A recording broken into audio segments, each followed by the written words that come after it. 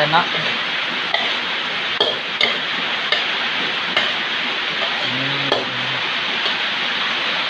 เตรียมจานเข้าได้เลยเนาะได้แล้วเนาะพี่น้องจะมาตักเสิร์ฟเลยว้าวตักเสิร์ฟคาหม้อเลยเนาะ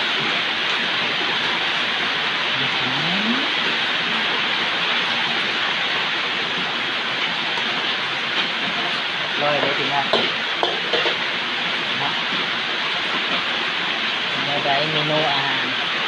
มาเจอคำง่ายๆบ่อันนี้กินแบบบ่ธรรมดาพี่น้องเอ้ยส่งให้ลูกกินแข่งกันเนาะอันนี้จานลูกอันนี้จานแม่เนาะเลิกจากเวียกจากงานมากับพากับจัดเลยเนาะพี่น้องเอ้ยมาเด้อผู้ใดบ่ทันได้กินข้าวแรงเด้อ18-9 โมงกระซางเด้อมากินน้ำกันเด้อพี่น้อง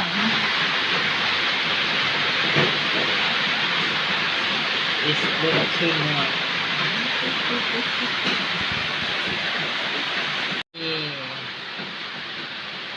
เมนู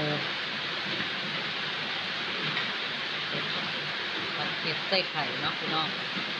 เป็นเมนูง่ายๆอาหารบ้านๆของเซลคำอีกเรื่องเนาะ1 เมนูบ่มีอย่างยากเนาะสำหรับเซลคำเฮ็ดได้ทุกอย่างจิตใจอยากต้องการเนาะพี่น้องเอ้ยมันว่าน้ำกันพี่น้อง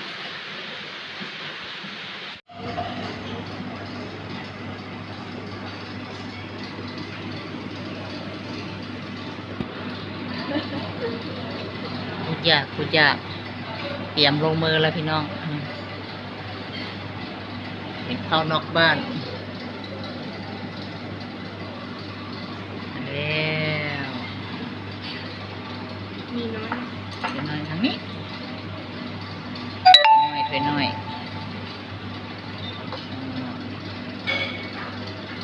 เซลคำกินถ้วยน้อยเนาะ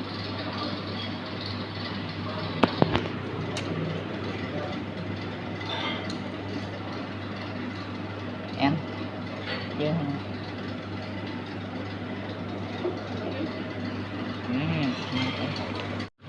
เครื่องปรุงเป็ดดองพริกน้ำตาล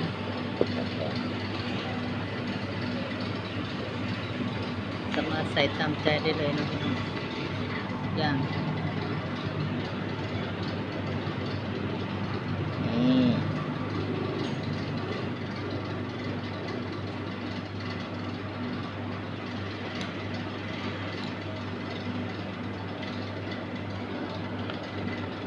จะทำจะใส่เป็นวันนี้เนาะ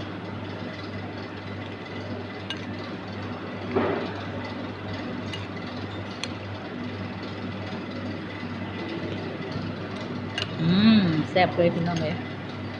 มาแซ่บๆน้ำกันเด้อพี่น้องคนน้อยกินเพิ่งไงอีหลี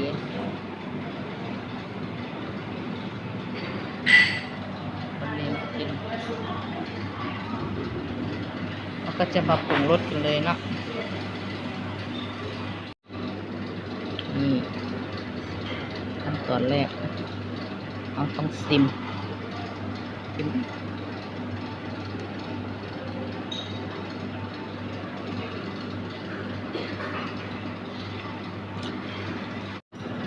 มาพี่น้องลงมือกินน้ำกัน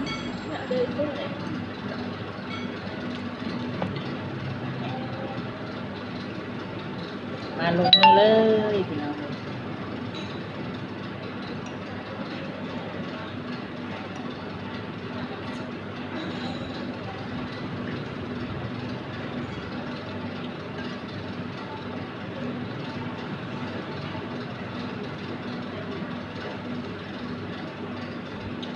จับน้อง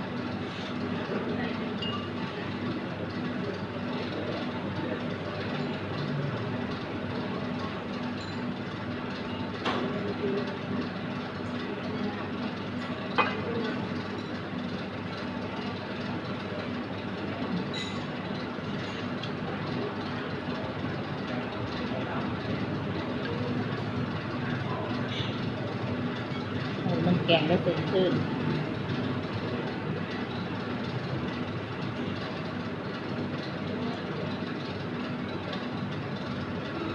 น้อยอันเอ้ยหาเอาอย่างก่อนเอาไปมองว่าเต้าหู้ให้เลยในสมครับ ต้อง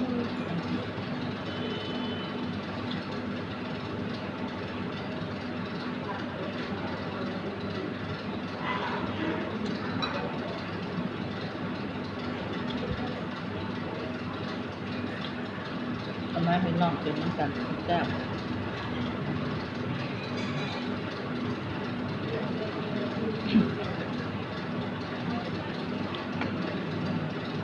นี่จะอันนี้ใส่เกลือเลย เดี๋ยวเดี๋ยวบอกเป็นยังจะทำสับกับโมเพิ่ม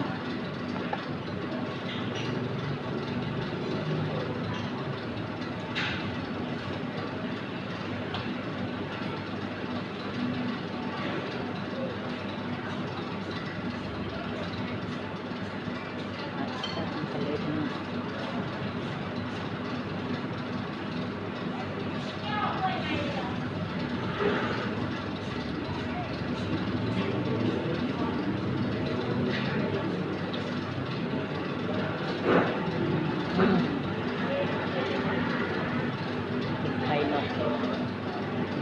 ไข่นกสินะก็สิดังเลยเนาะเพราะว่าเสียงพัดลมเสียงแอร์ตูเซ